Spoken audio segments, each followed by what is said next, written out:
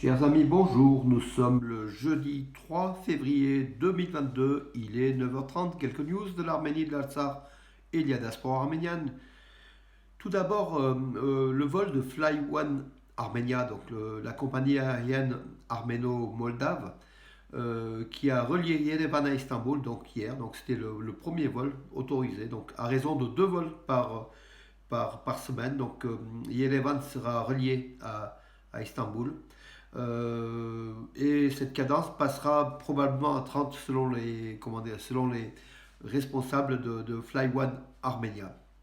Voilà qui est un début des relations entre la Turquie et l'Arménie. La Turquie favorise ces relations, bien sûr pour récupérer aussi l'Arménie, hein. Donc voilà.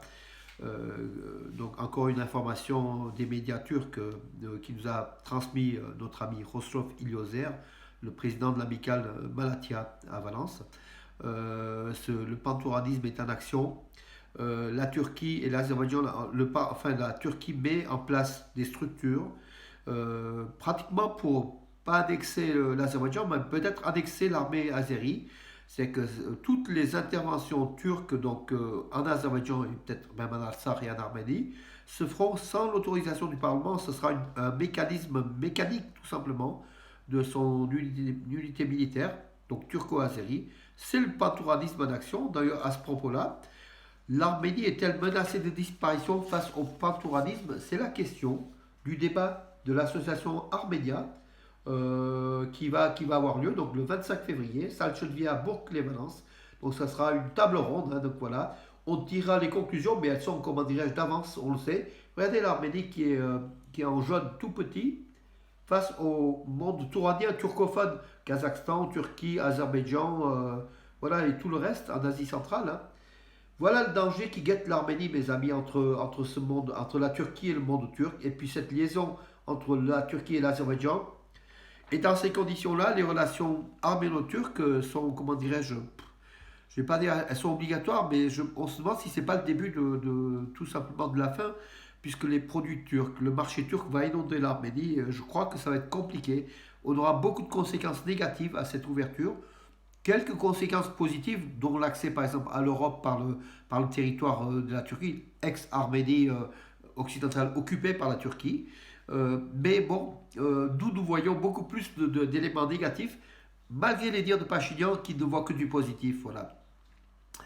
Au cinéma, donc la guerre de 44 jours en Artsakh, il y a un film qui va sortir donc le 10 février, donc dans quelques jours, L'appel du sang d'Armen Dalakian, qui est dédié à la guerre de 44 jours en Artsakh, aux héros, donc avec des faits réels qui sont reproduits dans un film qui va sortir en Arménie, puis en Russie, Géorgie, Espagne, peut-être en France, donc diffusé plus tard, donc je crois que c'est au mois de mars, hein, voilà.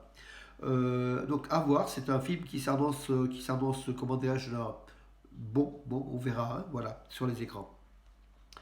Alors, oui, un colon azéri, un colonisateur azéri a été tué hier dans l'explosion donc d'une bombe à fragmentation, larguée par les Azéris lors de la guerre de 44 jours. Il a été tué dans la région de Kelbadja, donc Karvachan en arménien, une région occupée par l'Azerbaïdjan depuis cette guerre.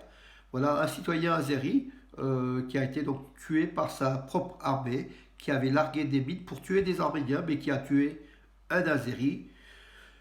C'est malheureux, donc c'est aujourd'hui on est comme un civil tué, ça fait toujours mal au cœur, hein, mais bon, c'est cela. Donc le pauvre, il aurait dû s'en prendre à son gouvernement, voilà, qui a envahi. Et lui, c'était un colon qui occupait les terres arméniennes.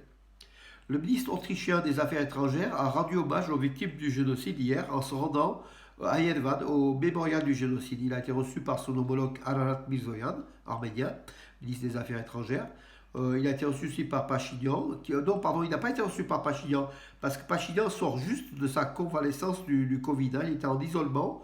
Hier, il est sorti de cet isolement. Je crois qu'il n'a pas reçu. Non, il n'a pas reçu. Il a reçu le ministre de l'Intérieur géorgien, Pachinian. Voilà.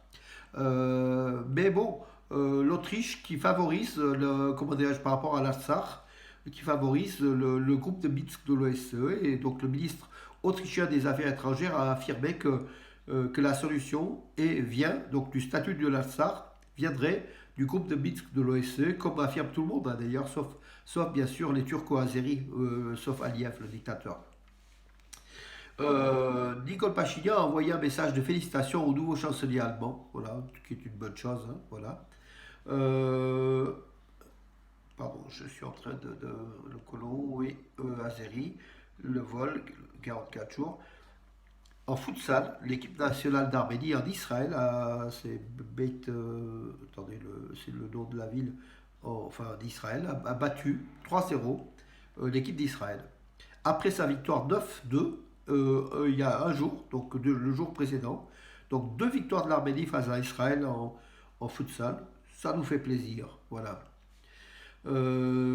Après 6 ans d'absence, l'Arménienne haltérophile arménienne ex-championne du monde, championne d'Europe, Ripsime Khouchoutian, Ripsime Khouchoutian et revient, comment dirais-je, en haltérophilie. Après 6 ans d'absence, elle a été donc sacrée championne d'Arménie. Je crois qu'en fait, il y a une erreur. Elle n'a pas été championne du monde, elle a été championne d'Europe, Ripsime Khouchoutian. On l'a confondu avec Nazeli Avdalian, qui a été champion du monde. Voilà. Voilà, Ripsime, donc une championne qui va peut-être disputer les championnats d'Europe aussi. L'Arménie, donc demain après-midi, ce sera l'ouverture des JO, des 24e JO d'hiver à Pékin, Jeux Olympiques d'hiver. L'Arménie sera présente bien sûr avec une délégation de 6 à 7 personnes. Malheureusement, donc un athlète, un skieur et un entraîneur seront absents. Ils sont touchés par le Covid, voilà.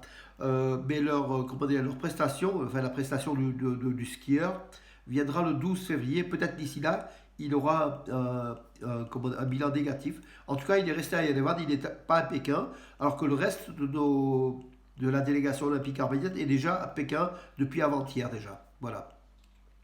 Le défenseur des droits de l'homme en Arménie a demandé à Facebook de ne pas bloquer des pages, des photos et des publications sur Monte Melkonian. Il a affirmé que Monte Melkonian est un héros national de l'Artsakh et de l'Arménie et qu'il est présent dans de nombreux manuels scolaires, que l'Arménie vénère ce héros de la guerre de l'Artsakh, Monte Melkonian, et que Facebook n'a pas à supprimer ou à réduire les pages dans lesquelles apparaît donc le Monte Melkonian, le nom, les photos, les textes. Tout ça, bien sûr, c'est par la pression de l'Azerbaïdjan et de la Turquie pour essayer d'éliminer un héros national arménien des pages Facebook. Et Facebook obéit plus à ce lobby turc qu'aux Arméniens, malheureusement. Voilà donc cette mise en, comment dirais-je, cette demande de l'ombudsman, en fait, on dit, hein, donc le représentant des droits de l'homme en Arménie, donc par une lettre à Facebook, c'est important. Nous devons se soutenir. Nous sommes trop longtemps censurés pour des petits détails sur Facebook, alors que le monde turco-azéri n'est pas censuré. Donc il y a quand même une inéquité par Facebook, réalisée par Facebook. Bien sûr, derrière, il y a aussi le poids de la pression des utilisateurs, hein, les Turcs sont très très présents, et beaucoup de hackers, et beaucoup de, comment dirais-je, de fonctionnaires, hein, de l'État turc qui agissent tout le temps, hein, qui se plaignent tout le temps au détriment des Arméniens. Et là, souvent, c'est vrai qu'on ne gagne pas toujours. Mais là, Facebook devrait revenir à d'autres considérations, hein. Donc voilà, Monte Melkonian est un héros national, ce n'est pas un Hitler, ce n'est pas un Aliyev, hein, aussi. Voilà. Les amis, j'ai terminé pour aujourd'hui. Je vous donne rendez-vous à demain. Bonne journée.